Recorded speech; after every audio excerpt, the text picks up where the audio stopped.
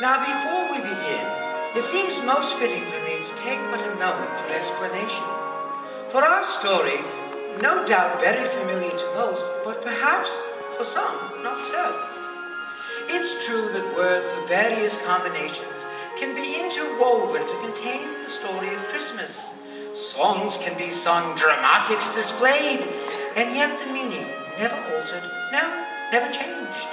So as I said, I'm the poet. No, I'm not a teller of tales or a writer of history. That would prove far too cumbersome for me. Yes, a poet. Poet indeed. My words stand crafted for reflection as our thespians unveiled the dramatics of the Christmas story. Yes, I linguistically caress perspective and truth, illuminating a subtlety undefined, or perchance a nuance dimmed by the shadow of historical assumptions. These imaginations I hope to conjure within your own intellectual theatre. But alas, I may be nursing explanation more than it need nursing. So regretfully, with more left unspoken than spoken, I shall not make friends with procrastination. It's just another day, another frustration, another disaster, another change of motion just when life's pattern began to feel familiar, comfortable, predictable. It's just another crisis, another insignificant life thrown from the mainstream into an ocean of tumultuous decisions.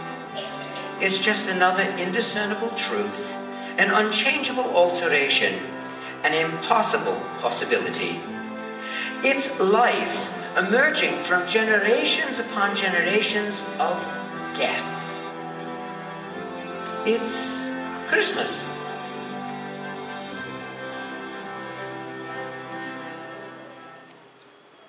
Is easily read, yet the living out of what has been is not so.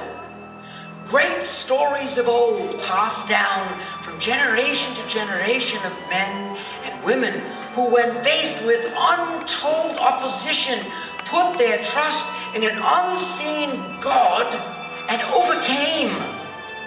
The ease with which our eyes glance across words of great suffering and faith can witness but mere shadows of pain and hope. Depth of emotion, fear, pain, excitement, it all must be imagined. And so, small words are left with heavy burdens to carry. And sadly, what has been experienced oftentimes remains unrealized by those who casually glance at depicted history. It is easily read. Yes, easily read. To know, understand without comprehending, walk even while the very bedrock beneath your feet crumbles into desert sand. See clearly, unobstructed by the shadow that darkens your sight. Have faith, but judge with care, for truth without knowledge may cast the look of a clumsy yarn spun to shield for safety. Be strong, surrendering everything, for true strength is found in weakness. Fear not, and take courage, for a brave heart is found when frightened feet carry life's blood into the fray.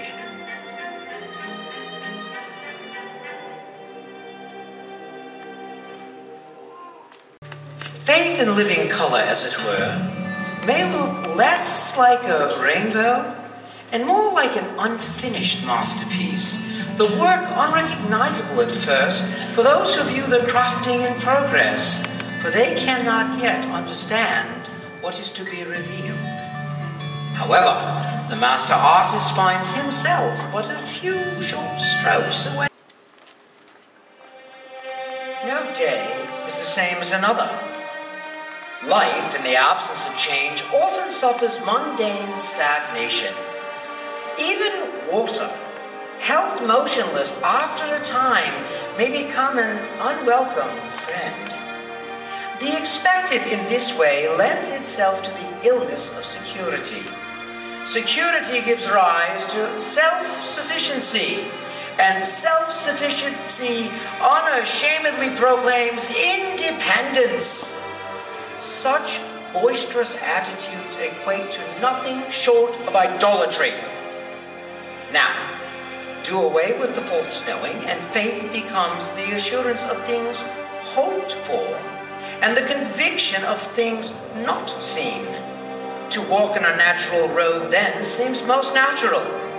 Our eyes view each day through faith in a supernatural God. This truth becomes the foundation of security and hope that does not disappoint. But know this as a truth most assured: questions must remain, for in the presence of absolute knowledge, faith is removed absolutely.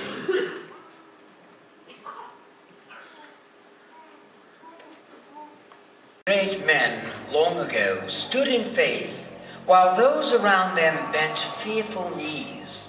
The choice: endure the flames of an earthly king's rage, or violate divine commandments passed down from ages and embrace a flame unquenchable.